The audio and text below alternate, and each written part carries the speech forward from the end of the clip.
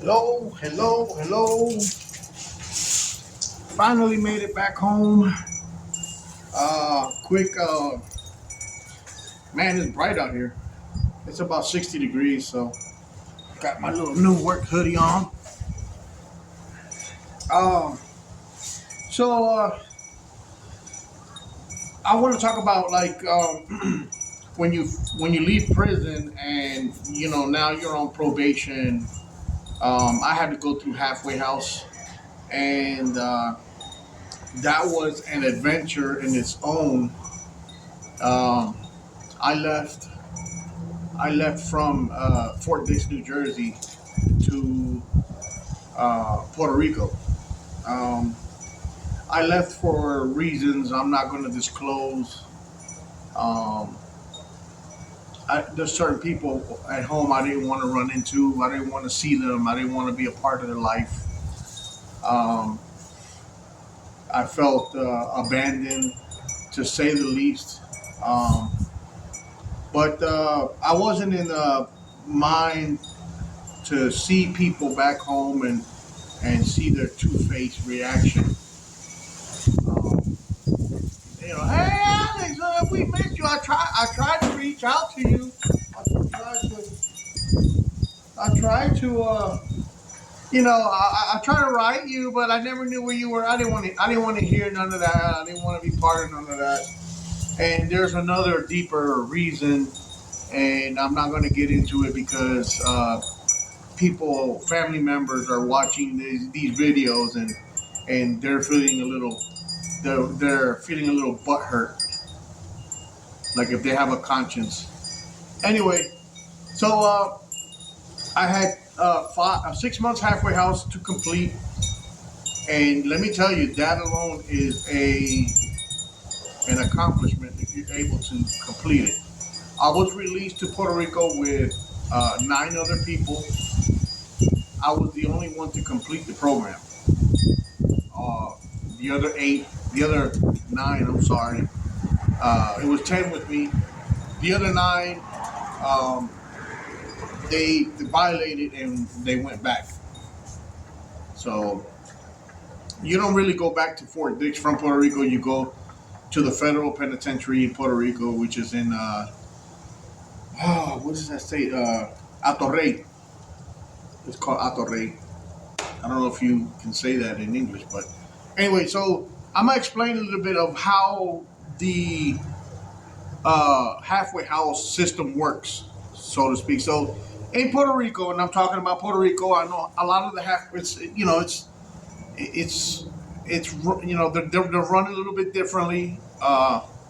So this could apply to you. It might not apply, but so when you get to the halfway house, you get a bunk, and it looks just like a low security facility.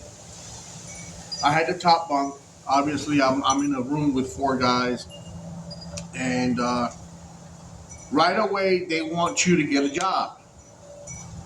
Obviously, you're gonna rejoin society, so they want you to be.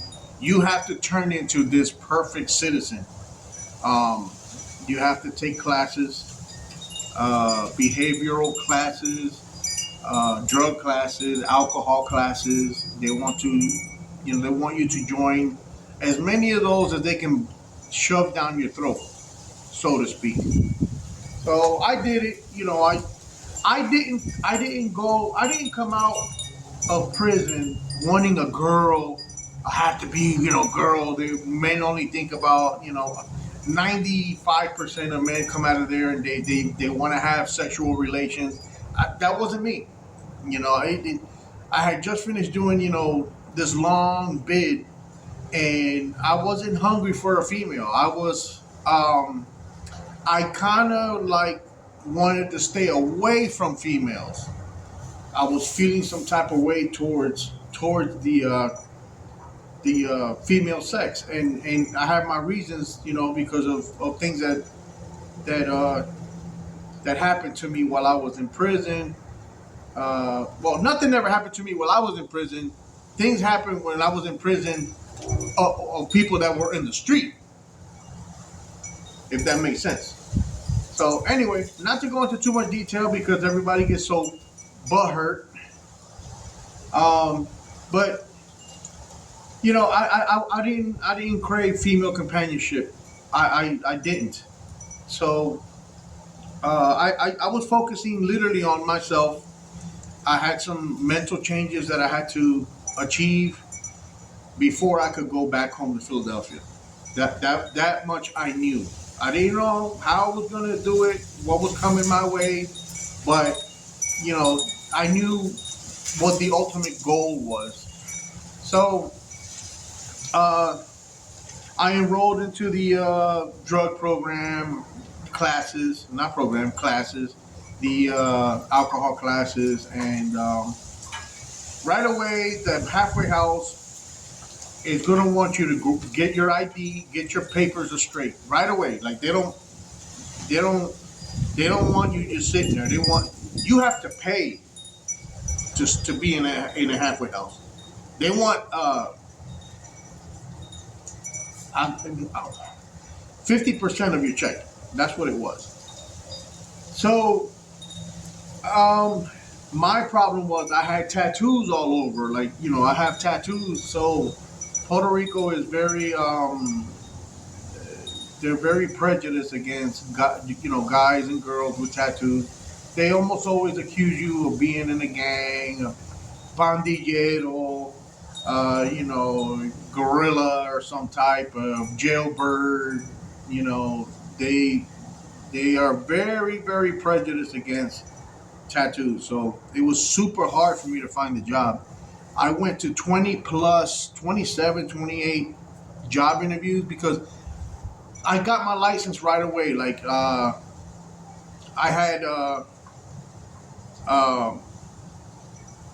a friend of mine had a little Mitsubishi Mirage car, and I was able to take my driving test right away and get my license, which is an accomplishment on its own because half those guys still owe tickets. They still have traffic violations. They can't get a license.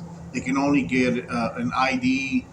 Um, the lines in a place like Puerto Rico for you to get those types of documents is super long. You're gonna spend there a day. You might have to come back for 2 days. It's just horrific. So the halfway house, wanted me to get my my papers straight, and then uh, me being from New York, it was very hard for me to get my birth certificate. Um, Being that I was in Puerto Rico, which is like a country outside the United States, so I was able to get around it. I had a lot of help from a store owner, a lady that owned the store, and to uh, she took to me real good. Um, Her name was Madeline, um, and she was the store owner in Carolina, Puerto Rico. And Madeline, if you ever see these videos, thank you. I appreciate you. And she was able to pull some strings for me. I don't know how she did it. She was like a county clerk, so she definitely pulled some strings for me. Got my birth certificate. I got my social security card. You have to go to the social security office and do the whole line for a whole day and fill out papers and hope that you got the right paperwork and hope that they're in the mood to do your paperwork. And I got lucky and got all my papers, my license. That takes about 2 weeks. And now the halfway house wants you to work because they need that money. You're not staying there for free. So got my license, and then I start doing the job interviews. I start going out, and they'll tell you go walk, try to find a job. And I walked to quite a few places that day. And what they do, they want you to bring back a business card of wherever you go to apply for a job. So if you don't bring back a business card, then you were out playing. You were playing around, and you get sanctioned for it. And so you come back with your little business card, and you got to give it to your counselor for proof. Look, I went here today, I went here. And if he's satisfied, then okay, then go ahead, go to your bunk. That's how it works. Um, you get visits in the halfway house. Remember, halfway house, you're locked up. You're not free. You're locked up. You're behind the gate. You're behind a wall. Um, some days was visit. You know, obviously, I didn't have anybody in Puerto Rico yet. Um, Matter of fact, in the halfway house, I didn't have anybody. Come to think of it, my mom was in Philadelphia, so I know she would have came visit if she was in Puerto Rico. But anyway, I didn't get visits in the halfway house, which was cool. I don't care.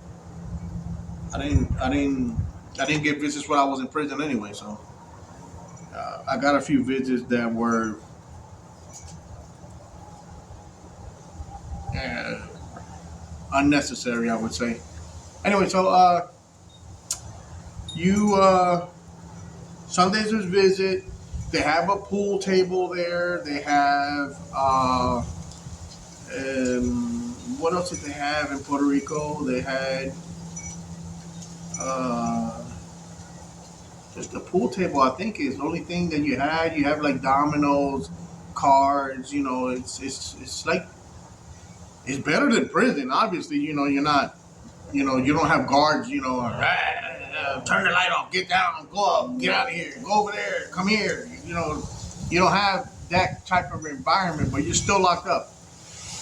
So I go to about 27 or 28 interviews. They would call me right away because the halfway house is putting your name out there also. Everywhere that they know that your name is going to go in front of, you know, and okay, well, Gomez, tomorrow you got to hit this address. Or hit this address, hit this. Okay, all right, well, I'll find out where it's at. You got to figure out where the places are. You know, we didn't have GPS still. You know, it was a Jeep, you know, maps, Google Maps. Google didn't exist. You know, our phones weren't smartphones; they were regular. You know, you had a little game on a phone or whatever. Back then, the latest phone was the Razor phone, which wasn't. It was not a smartphone. So you had to figure out where these places were. You had to ask questions. How do I get here? Where is this place? It's just a big. It's just a big. So I always did. I always got to the places where they sent me, and I would arrive. Hey, Gomez? Oh yeah, man. Oh, they would look at me right away. Oh man, you got tattoos, man. You can't. We don't accept tattoos. All right, do you mind? Can you sign right here, showing that I was here? Yeah, yeah, yeah, sure. You know, and they would not hire me. They would not hire me. I went to many, many jobs. And I remember one day being so frustrated, I was called into the office and they told me, Gomez, you have about 2 or 3 more days before we send you back.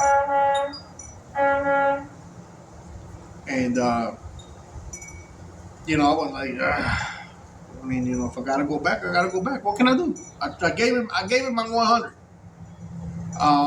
And doing the night classes at the halfway house with the alcohol and with the drugs, and which I never did drugs. I don't know. I never even smoked a cigarette. Like I don't know what that stuff does. Thank God, but you play the role. So I out of desperation, I get called into the office and they tell me, you know, Gomez, you know, we really tried. It's been 2 months now, and you haven't had a job. You know, it's not like you're trying. We understand you're trying. You're like the hardest. You're determined, but you know, we didn't think that the tattoo thing was a problem. And yeah, well, yeah, they knew. I mean, come on, they're from there. So at last minute, I remember my counselor begging this gentleman from a junkyard, begging him, please, this guy is a good kid. You know, he can't get a job because of his tattoos. And I remember the gentleman on the phone. His name was Nico, Nico, but you spell it, you pronounce it with a like a G, Nico. I don't know how that works, but it's anyway. So I could hear him saying, "Oh, but I don't got room right now. You know, I'm full, I'm full." And she was able to convince him to tell me to come in that following morning. So great, I'm ready to eat this up. Like Nico doesn't know what's coming to him. You know, I was hungry. I wanted to do right. I wanted my life back. I wanted to rebuild my life. And I arrived. He told me to be there 8 o'clock in the morning, and I was. And right away we hit it off. So me being a mechanic for so many years, like working at a junkyard, just disassembling vehicles, was nothing. I was loving that. I was what? I get to destroy cars? Hell yeah! Taking bumpers off windshields, taking grills and fenders and doors and glass and doing all that. And he saw that I was a quick, I was experienced. So right away he took a liking to me. I used to stay late. I didn't care. I didn't care about. I wasn't thinking about women. I wasn't thinking about, and that's the mentality that affects a lot of these guys that go. They get wrapped up with the wrong woman, and they end up doing something stupid, and they go back. I didn't want that. I wanted to survive. So I'm working. I remember my pay was $225 a week. Out of that 225, the halfway house took 50%. So I was left with about $160 a week, which was okay. I mean, I didn't have anybody but myself. So I started putting $100 away. Every week I put $100 away. I had 60 for lunch, and I used to walk to work, and it was. Let me tell you guys, it was far. It was.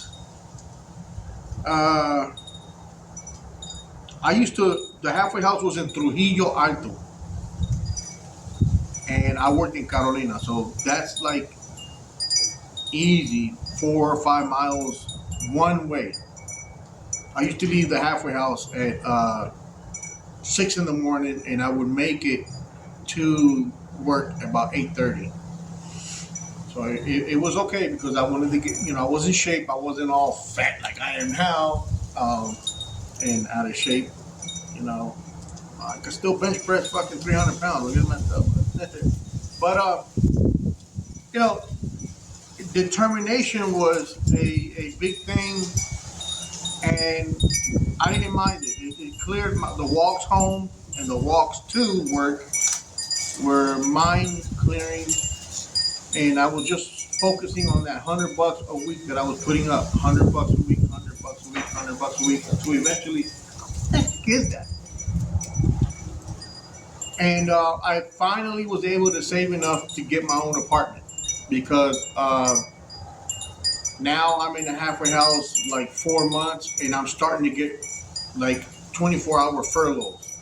Like you can stay out all night on the weekend. You can stay out all night, and then you have to call at 10 o'clock at night. You have to call. This is Gomez. 6931804. I'm reporting. Checking in. Every night at 10 o'clock, you have to call. You have to call in at 6. You have to call. Oh, that's another thing. So when you leave in the morning, I have about a 3-hour walk. I get to work. I have to call the halfway house. Hey, this is Gomez. 69 blah blah blah blah blah blah blah. Yeah, I made it to work. Okay. At lunchtime, if you're gonna leave the facility where you're working at, hey, this is Alexis Gomez, 6931804. I'm gonna go to lunch. Okay, where you going? I'm gonna go to McDonald's, or I'm gonna go across the street to this. Okay. When you come back from lunch, this is a Gomez. You have to. It's hard, God. When you leave at the end of the day, Gomez, blah blah blah blah blah blah. I'm on my way to the halfway house. It's just Puerto Rico is like they run their camp to a T. If you'll make it if you're 100% sure that your life has turned around. If you still got that little criminal element, you will fail. You will go back. You give up. I know there were times where I wanted to give up because it was just an inconvenience. Like I'll be in my, anyway. I finally got enough money to get my apartment. I put in for a early release from Halfway House. They denied it. No, they wanted their 6 months, which was okay. So I paid an apartment for 2 months while, you know, the Halfway House would not let me go until the 6 months was up. So what I did, meanwhile, I started saving for a car. So the same thing I started doing. Now I have to pay for an apartment. So I was only able to save like $50 a week. The apartment was $275 a month. So whatever that equated to, it wasn't much out of my pay. But at this point, I get a pay raise. I got a pay raise. I went because my boss was seeing this guy, man. This guy, you see, the other guys will call out. You know, they don't care about their job. They're street spoiled. They're free spoiled. Um, I'm coming in where there's thunder and lightning, rain, tornado, hurricane. I'm out there. I'm out there. And he raises my pay to $350 a week. So the Halfway House doesn't know that. I mean, I should have reported it, but I was cool with Nico. Oh, Nico, like, don't say nothing. I'm gonna raise your shit. Just keep it at 225. Oh man, hell yeah. So I was able to save up for my vehicle pretty quick and pay for the apartment with no problem, and still have a little bit of money in my pocket for me to eat, and survive. So, I'm working now. Nico in his garage, in his junkyard, he has a mess. And I think I go into this on one of the prior videos, but I'm just going to go into it a little bit. Like somebody will come in for a fender, and he had a pile of fenders, like a mountain of fenders. And he would tell one of us, see if you could find it. And that bothered me. It bothered me because he had the same problem with like brake rotors or car wheels, tires, mirrors. They would just take the parts off and chuck it into a mountain. So now you have to literally know what the part looks like. Look through the mountain. Okay, I think that's it right there. No, I think this is it. Or, dig through it until you find what the customer needed. And that bothered me. That's not a way to make business. You're losing a lot of business. So I started organizing. I started making racks and welding. I remember I welded angle iron because the junkyard was 5 floors. It had 2 elevators, but it was 5 floors. So I started welding angle iron and making hooks to hang these parts up and organize them, tag them properly, and do inventory, put them in a book. He didn't want computers. So once I did that with brake boosters, and I did it with master cylinders, which is a part that makes your brakes pump up, he was impressed. So that's when he raised me up to $350 a week. And he asked me, could you do the same thing with the fenders? Yes, sir. I can organize the fenders. Can you do the same thing with the doors? Can you do the same thing with hoods, with the bumpers? Yes, sir. So I ended up organizing almost half that junkyard, which was one of the biggest junkyards in Puerto Rico. And once I was able to leave the Halfway House, I didn't have to deal with the Halfway House anymore. I had bought my vehicle now. It was a little Chevy Blazer, 1986 Chevy Blazer, which I loved to death. That thing was great. And I had my apartment. I had my furniture already. I was doing good. No female yet. No females. I'm not interested in I'm doing me. I'm fixing me. I'm patching me back up. And, Nico was like, well, I want to make you floor manager. Floor manager in Puerto Rico means you're the second in command. There's him, the owner, then the floor manager, and then you have the dock manager. He's below me, and then you have the employees. Obviously, you have leads and stuff like that. There was quite a few employees at this junkyard because it was so big. So now he promotes me to manager, and my pay goes up to $450 a week, and $450 a week back then was pretty good money in Puerto Rico.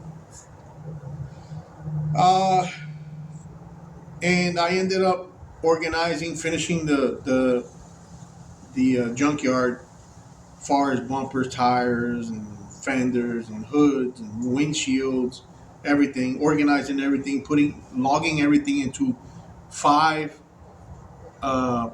books. And now, when a person would come in, yeah, what do you need? I need a door for a 1993 F-150. I need a right hand side door. Go to Ford F-150. Go to doors. Boom, boom, boom. Okay, it's on Alice on F3. Give me a right side door. Boom. Cross it off. Sold. Come down with the door. And he loved that, and it was a pretty awesome time. Now my pastime, is every afternoon. Now that I'm not in the halfway house, I don't have to call every 10 minutes. Hey, I'm here or I'm there. I'm going here or I'm going there. I don't have to do that anymore. I completed that part. Now I'm on probation. So probation is very strict also. Probation, they come to your apartment. They didn't like that I had my own apartment.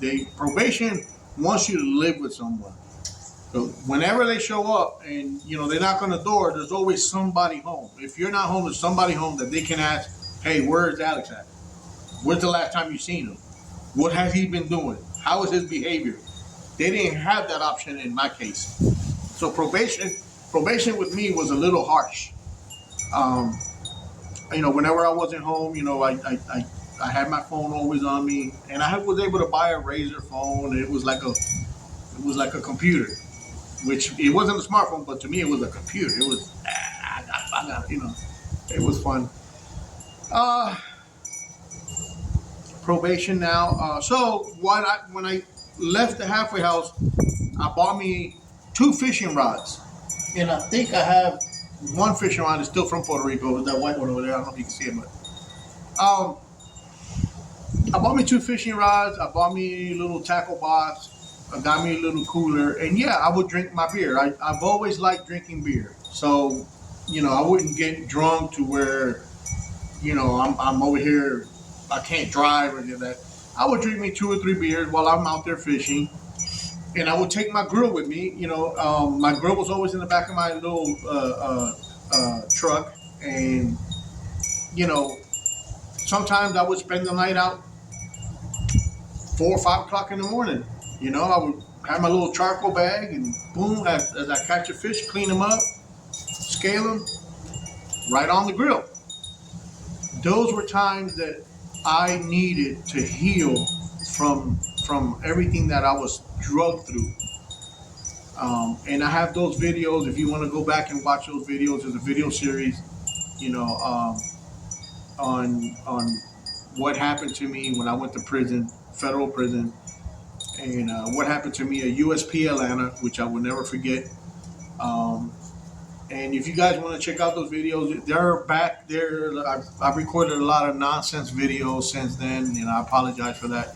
I want to keep the channel more on what happens when you have a federal sentence and the things that you have to go through to re-enter into society.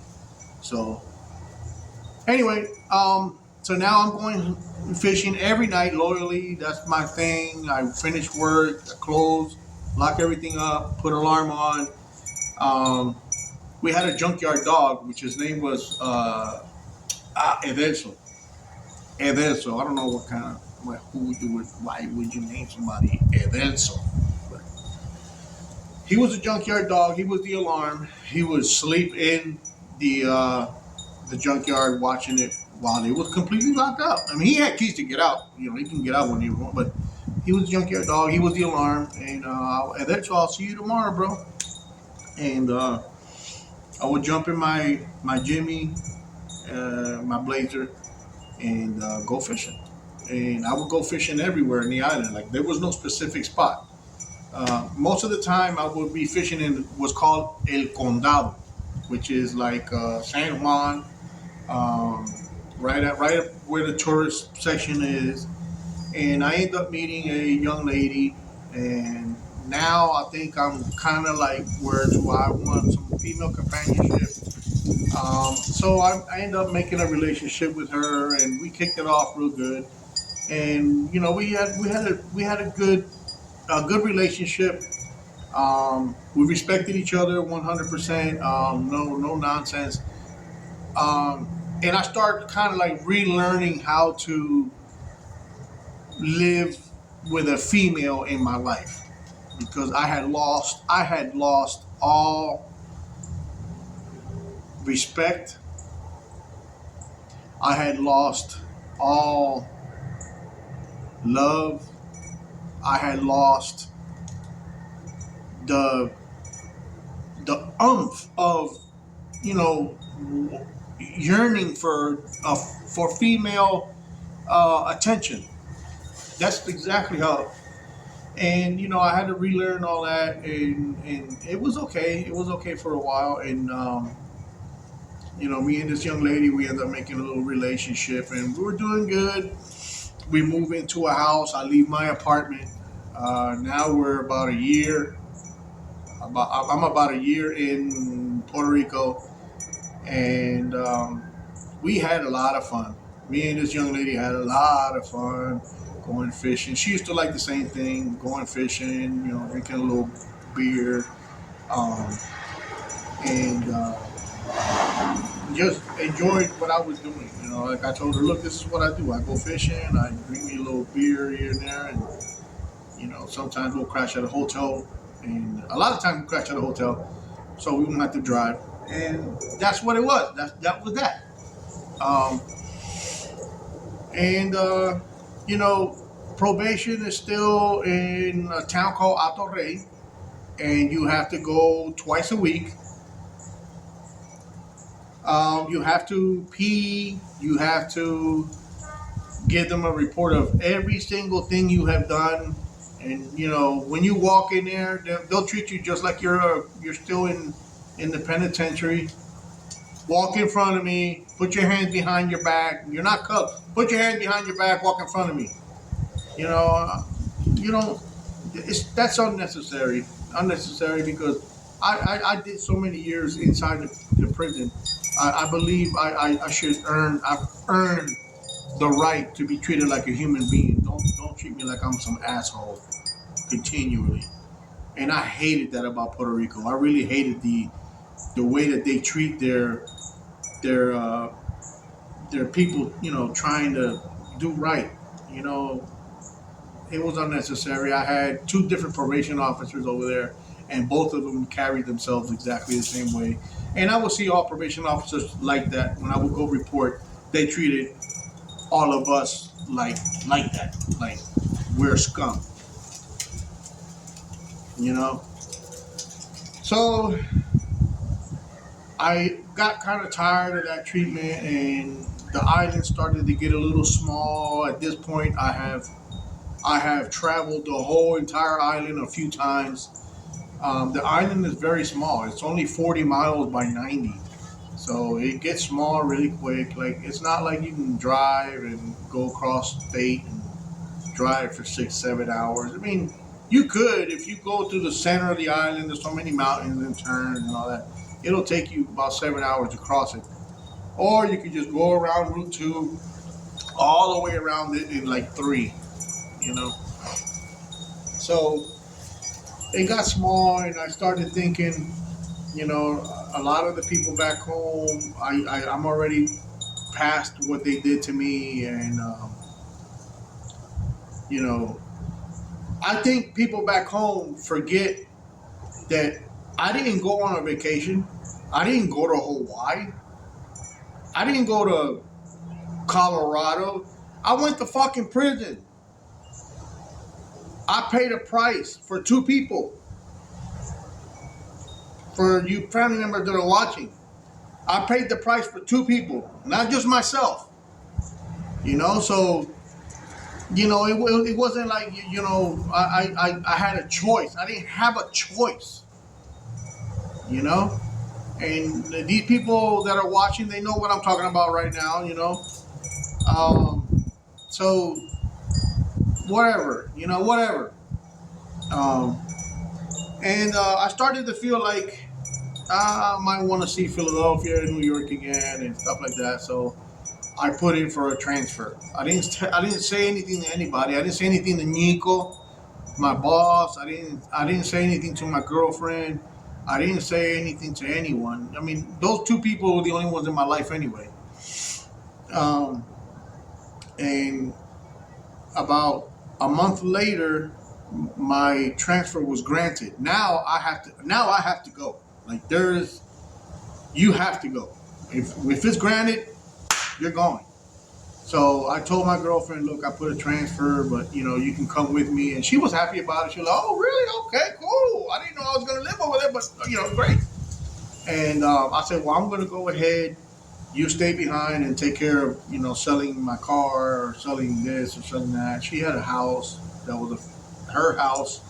And, I said, don't sell the house because, you don't want to do that on a short notice. You got to think about stuff like that. But when I told Nico that I was going to go, wow, that man almost cried. And he understood. He understood, but he almost cried, and he felt a little betrayed, and I understand, but at the same time, I gotta do what's good for me, and he understood that. A very difficult time. I've seen kind of a little tear come, and is a Viking. He don't tear up for nobody. He didn't tear up. His mom died while I was there. He didn't cry for that. And I seen a tear, kind of on the side of his eye, and it was hard for him.